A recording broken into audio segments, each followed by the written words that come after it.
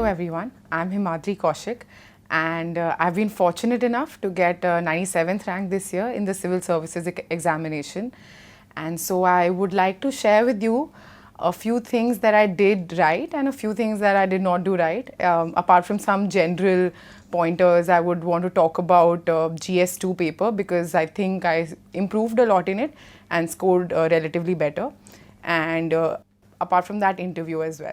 So to start with, I think I'll give an introduction of myself. I'm a chemical engineer from BITS, Goa, and I completed my engineering in 2015. And in that year, I gave the prelims for the first time, right after my graduation in August. And somehow I managed to clear prelims, but I was not prepared for the mains, and I did not clear mains. My coaching was supposed to start the same year, in 2015 after my prelims. So I could not attend any coaching. I have not attended anything for more than like a month. I just went for a month. And that year then I started preparing for the next year.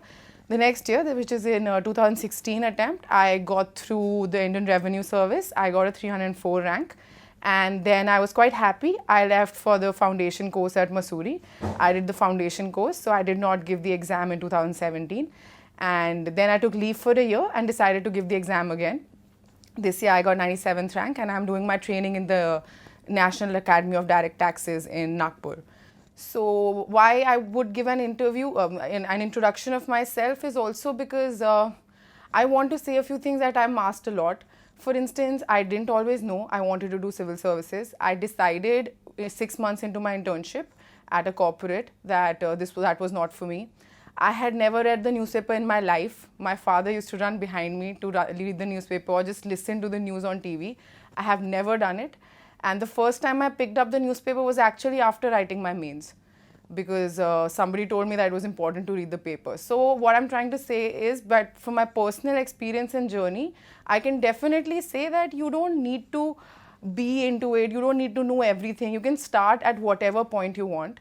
And there are so many people whose stories are so inspiring. They come from all kinds of backgrounds. So you could come from any background. I have friends who did terribly in college and they have cleared civil services with the great rank. And I also have friends who performed excellently in academics, people who gave their first attempt at 31, which was also their last attempt, and cleared it that very year.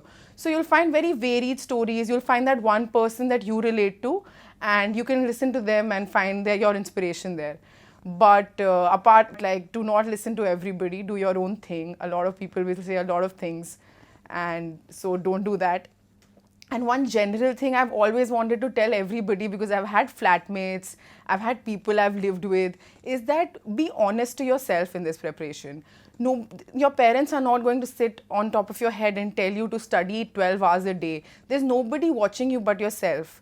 So if you're just sitting in front of a book for 12 hours, it's nothing. It amounts to nothing. Like, I studied for 6 to 7 hours, but I made sure I was paying attention. I was reading everything, making notes. But those 7 hours are honest 7 hours. I did not think of something else while studying, or just doze off or just go into my own thought. Like, you have to ensure you don't keep doing that. And the second point of being honest to yourself is, we give a lot of mock tests for prelims and mains. Just be true to yourself. Like, just give that test honestly, and if you're getting 50 out of 200 in a prelims test, you acknowledge that you got 50 and you have to improve.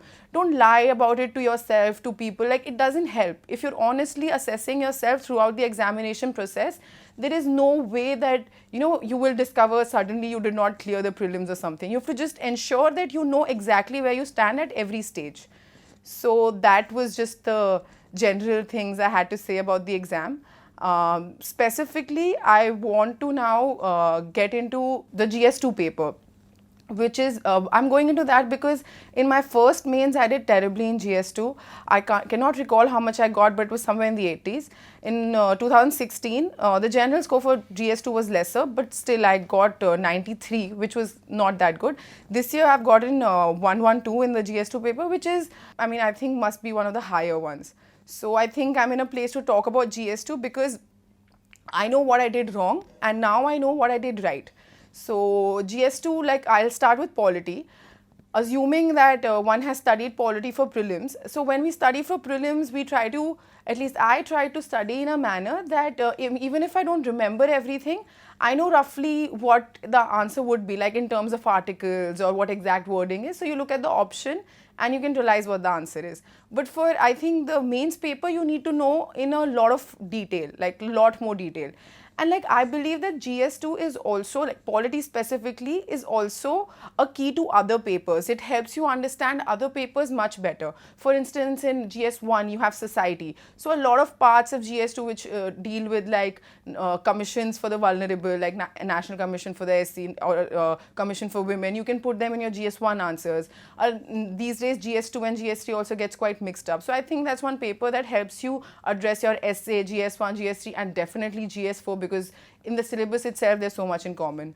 So I'll start with the resources. One of the books that is primarily referred is Lakshmikant. I did Lakshmikant for my basics.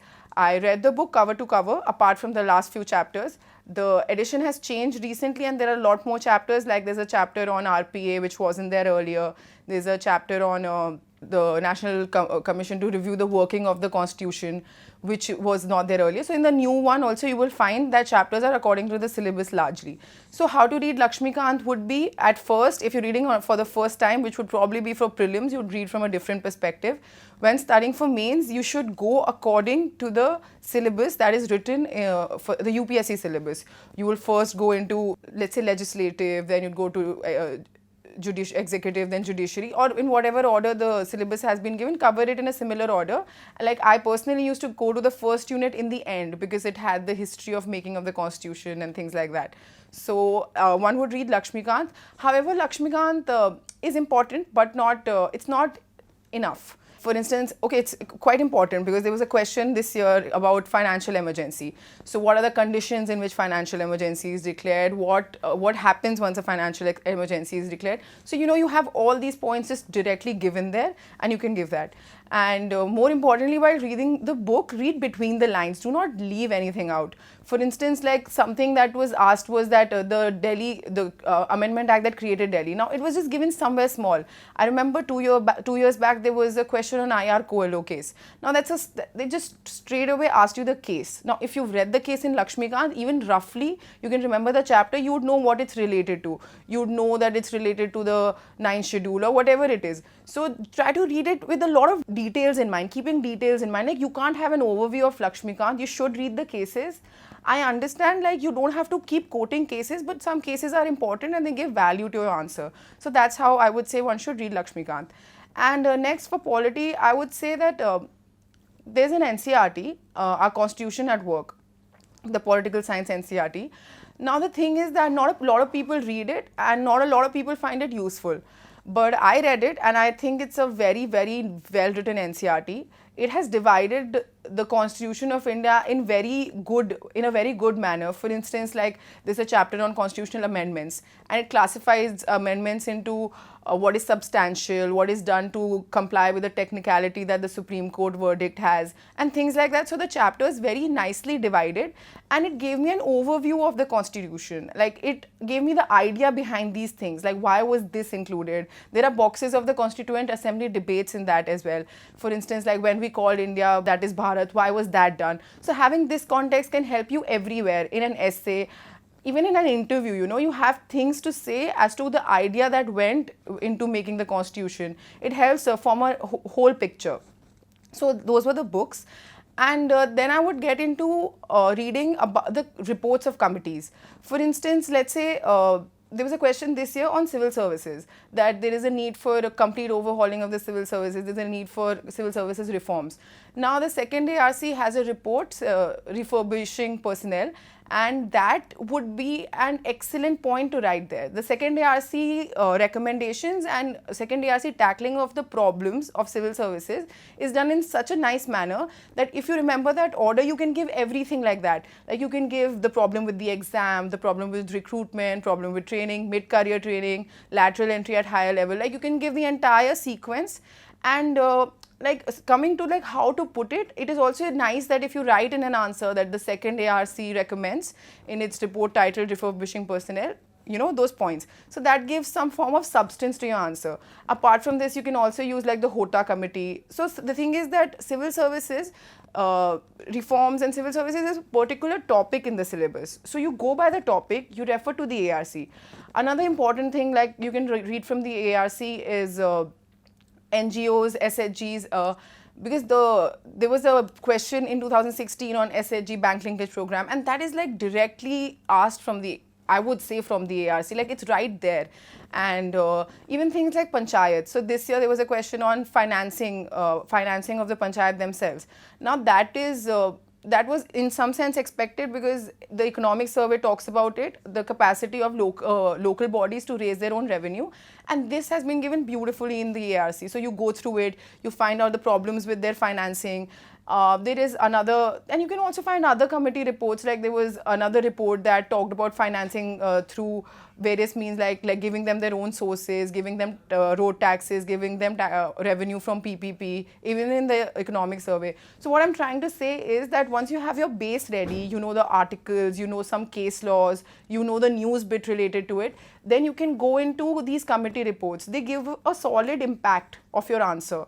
Like if I write that the ARC recommends this, HOTA committee recommends this, or something like that, then it shows that I know what I'm saying. You could say the same thing as a point of your own. However, the impact that quoting something will have will be much more.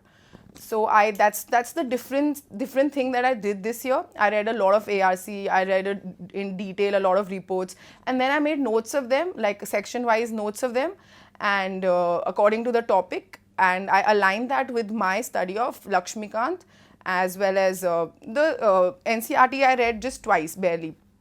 And that too before prelims. Like I just read it for an overview. NCERT I did not use much extensively for the GS2 paper. And these were the different things I did. And so the thing was that I did not do this earlier. I was told by a friend who got 7th rank last year, Ayush, to do this, and he did the same thing and he did excellently in his GS2 paper. So I'm saying that this has been verified over 2 years. So I can say for a fact this is a safe thing option to take. And apart from that, you'll have to keep abreast with the news, because there's definitely a lot of news pieces that come in. Things that might seem static are actually taken from a piece of news a lot of times.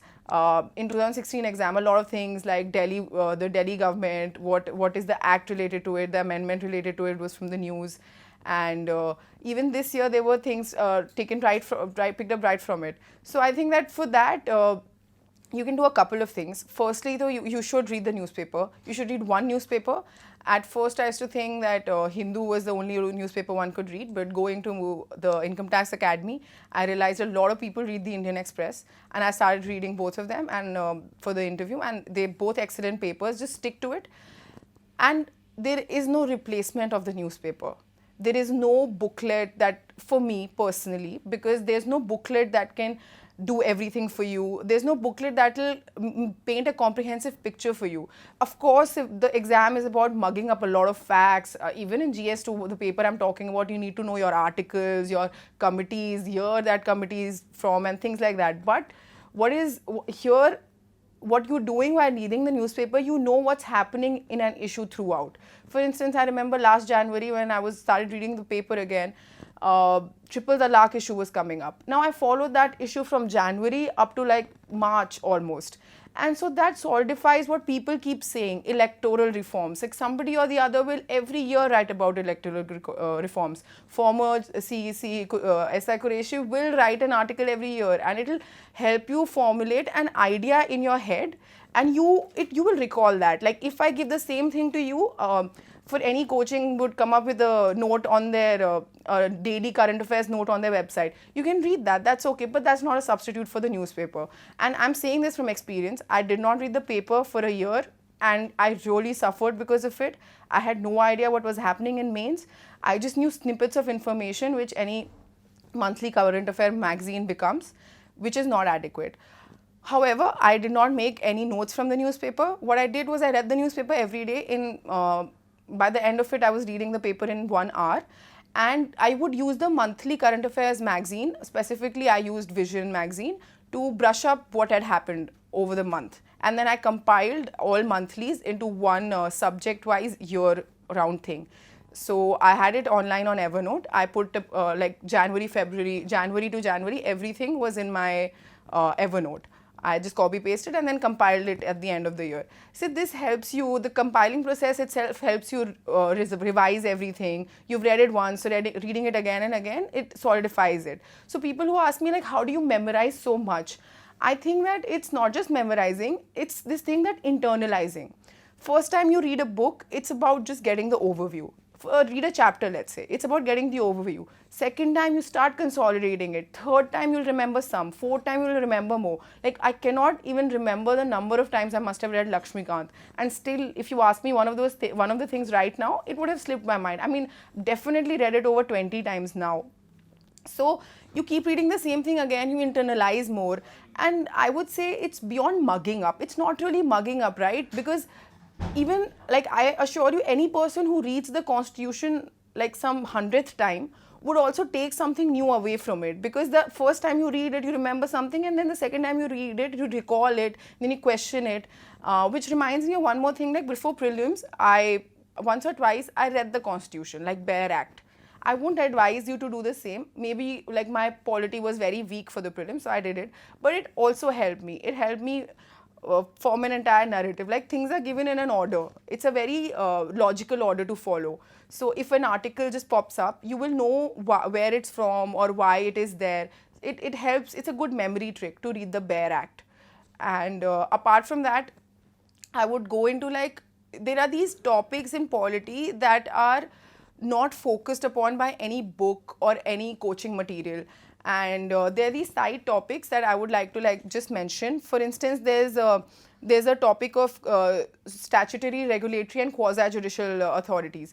Now the ARC has very good material on all of these, but it can be time consuming. So I used Vision IS notes, which are available in the market on their website itself, free of cost. And the topic that has quasi-judicial, judicial authorities and statutory authorities has the recommendations made regarding these as well. This time there was a question on the Human Rights Commission and how should it be merged with other commissions for the vulnerable. For instance, should it be merged with different, like you have 4-5 commissions, should they all be merged? Now ARC specifically has this point. I remember reading it from Evernote that Gaurav Agarwal had made, like he was the first rank into like long back, 4 years back. So his note, I read it and I clearly distinctly remember like recalling his notes and writing it. All of them were ARC recommendations as to why they should not be merged. They already have such a huge caseload and things like that.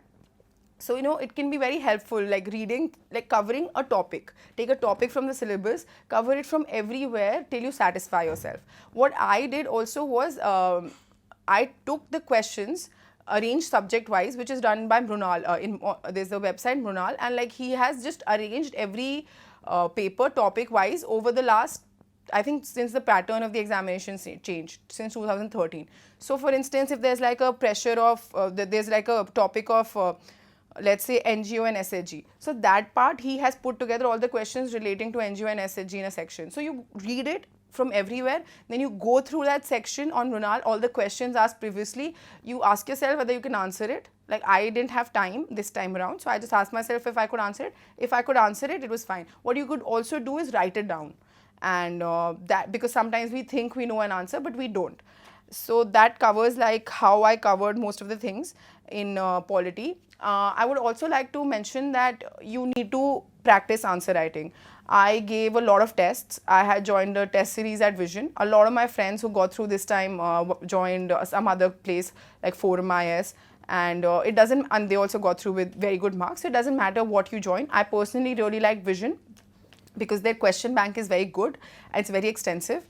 And though people say their checking is not that good, or like Forum IS checking is better, I preferred this because I didn't want that much of an input as much as I wanted an answer writing practice.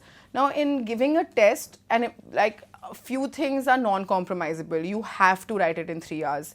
You cannot compare an answer, a answer 20 answers written in 3 hours with 20 answers written in 4 hours. Anybody would write much better quality. So be honest to yourself, be true to yourself, and write it in 3 hours. Put the pen down in 3 hours. You've left 5 questions, that's okay. Your marks will reflect it. So give it in 3 hours. And secondly, like, just don't look up things while writing the answer. Go to the center or just write it properly. And specifically going into answer writing, GS2 I changed my strategy for writing answers. Maybe people did it all the time, but I didn't do it. Introduction, then the body. Introduction should be just 2 lines. Then the body of the answer, what is actually asked, and then a way out. A way out is your suggestions. Now what I did in way out was like, I think these simple things that go a long way. Like if you're writing a committee, like the recommendation of a committee, like second ARC says this. So write the year of second ARC in the bracket and then make a box around it. Make it readable. Like if you're an examiner, just think about it. You get so many answer sheets. And if somebody is writing paragraphs and paragraphs, how readable is that? So you just, box it or make arrows. A lot of people last year had started using flowcharts. So this year, like I noticed in the in the mock test center, that everybody was using flowcharts. If you think you're comfortable that you use flowcharts also. Like I use flowcharts in the GS2 paper in parts where I didn't have time to write the answer. So use flowchart in answer writing. It should follow a logical flow. It should be readable, underline the main points. I write it in points, and I think it's very advisable to write it in points. Most of the good answer sheets I have seen lately are all written point wise. Because of just that fact, it makes it very, very readable. Give committee recommendations. In a few things, you'll have recommendations from the budget, not as much in GS2 as in GS3. But like if you have some recent recommendation from the budget, you write that also. You have any news bit, write that. Like for instance, another thing I did was, when you're writing a Supreme Court judgment, so you just write Apex Court judgment in capital letters, just put a box around it and then write it. So like, it gives a presentability, like, okay, you've given one ARC recommendation, one you've given a Supreme Court judgment or SC verdict, whatever you want to write, you write and then keep a box around that and just write it. So just like, it gives a very good presentation of the answer, which I think matters. So that was what I did for GS2 polity specifically.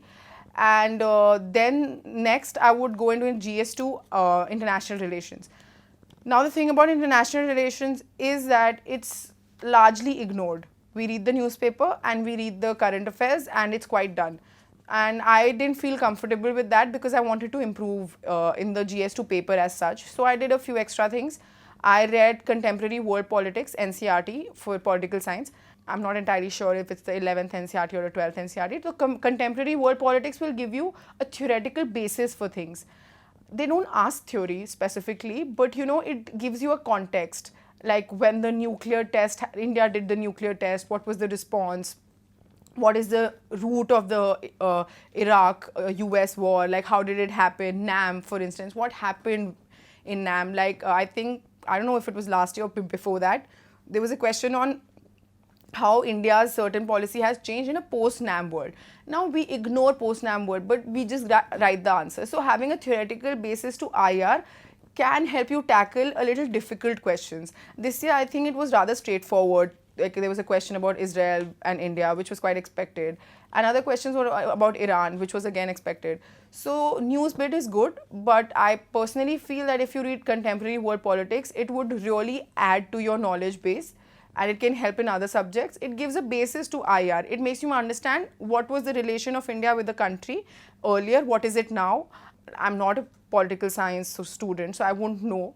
But from my observation and my reading of the book also, our policy has remained consistent over the years. So even if they ask about a place you've not known recently, but you have a theoretical idea, it will just help you tackle the question. And it's not that much of an investment. The book can be covered in 2 days. So IR, I think you should read that NCRT, Contemporary World Politics. Apart from that, I read monthly current affairs. There are a lot of wonderful pieces written by authors in the Hindu. For instance, like I really liked reading Suhasini Haidar's take on India's relations with Pakistan, and even Indian Express, Raja Mandla was a very good piece to read for IR. You can always keep saving these editorials in Evernote, and you can keep going into them and reading them later when you don't know what to do. So I think that's one good thing to do with international relations. Otherwise, it's a fairly small part, but do not ignore it. Like UPSC is such a competitive exam, you can't think that I will leave a question on this. even in polity, right, for instance, you can't really think that you will leave the question on SHG, because once then they will ask a question, a 10-mark question, it cannot be missed. So cover every topic in the thing, like RP, Representation of People Act. Now it's not given anywhere. Now the new Lakshmikant has it, but it wasn't given anywhere. So you go find out about it. The internet is amazing and vast. Just make a consolidated piece about it and do not leave everything. And like this very paper has government schemes. So you'll have to go through government schemes. This year there was a question on aspirational districts. So you should like know aspirational districts program properly. You should know its points. If you can't find it in any news magazine or those coaching bits, you go find it on the Niti Aayog page itself. Just like do not leave any section of the paper. So that was my strategy for GS2, and I hope it was helpful for anybody listening to me. Thank you.